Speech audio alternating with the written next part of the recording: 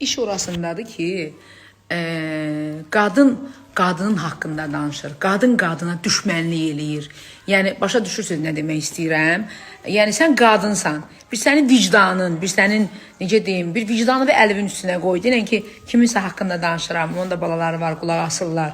Mən necəyəm, nətərim özüm yaxşı bilirəm. Sənin mənim təqdim eləməyə ehtiyacım yoxdur. Amma sən bu günlərim başa düş ki, yəni sənin də səhvlərin olub həyatında. Yəni bu günlərim düşərəm, səni istəyən o qədər jurnalist dostlarım var ki, səndən xoşu gəlməyən o qədər ətrafında sənin işlədiyin insanlar olubdur ki, hamı sənin keçmişini bilir də, mən bilmirəm ki, onlar bilirlər.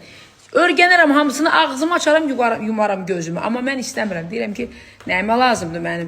Özü bilər, öz işi, hərənin öz şəxsi həyatıdır, qarışmıram. Mən qarışmağa da haqqım yoxdur.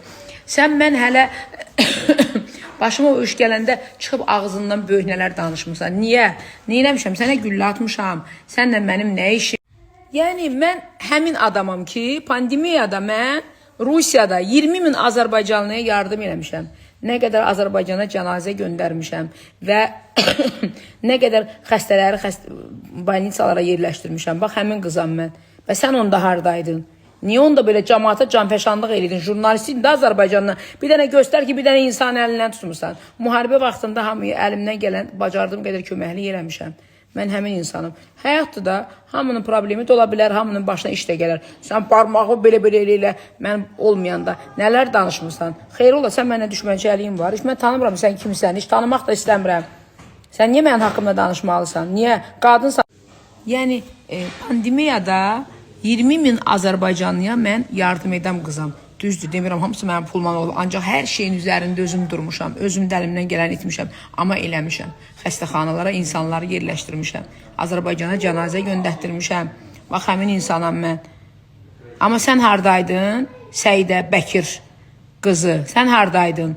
Pandemiyada göstər ki, bir dənə insanın əlindən tutmuşsan, bir adama kömək eləmişsən də. Haradaydın? Nə olur, həyatda hamının başına hər şey gələ bilər. Bilmək olmaz bir saniyədən, bir dəqiqədən sonra nə baş verir. Sən mən olmayanda da barmağı belə göstərib ağzıma gələnləri danışmırsan. Sən və səni kimi bir çox dırnaq arasında olan savadsız, işini bilməyən, TikTok'dan, Instagram'dan yapışıb cəmaatı söyməklə pul qazanan haramzadalar sizlər. Nə istəyirsiniz bizdən? Nə alıb verə bilmirsiniz? Qadınsan, bir vicdanın olsun, bir Allahın olsun, bir mənliyin olsun. Bəstirin də. Sən mənim ərimin kişiliyindən danışırsan. Əvvəla Fazil bəy bilir ki, onun həyat yoldaşı müğənnidir. Fotosesiya bütün dünyada eləyəndə yaxşıdır. Bəzi müğənnilər edəndə xoş gəlir sizə. Mənim daşım nə yaman ağır olub düşüb sizin hamınızın təpəvizə, el altından qalxmayasınız. Mənim ərimin kişiliyindən danışırsan, bir günlük gəl mənim ərimin sənə kişiliyini sübut eləsin. O həddə çatdırırsınız ki, bu formada danışım. Belə yaxşı eləyirəm. Ərim icazə verir, əlimin içindən gəlir. Sizə girib çıxan nədir bəs? Sizi yandıran nədir? O həddə çatdırmayım, mən də belə danışmayım. Mən də yaxşı eləyirəm, belə danışıram. Əgər Səidə, Fazil mənim kişini yoxlamaq istəyirsə, gəl göstərsin sənə. Bundan artıq bəs nə deməliyəm mən? Nə deməliyəm də? Sənin də ətrafın var, qonun var, qonşun var, hansısa bir mühitdə işlədiyin dövrlər var idi, o dövrlərdə var idi. Mən dolara açıb çıxaracağım ortalığa, onu istəyirsən, hə?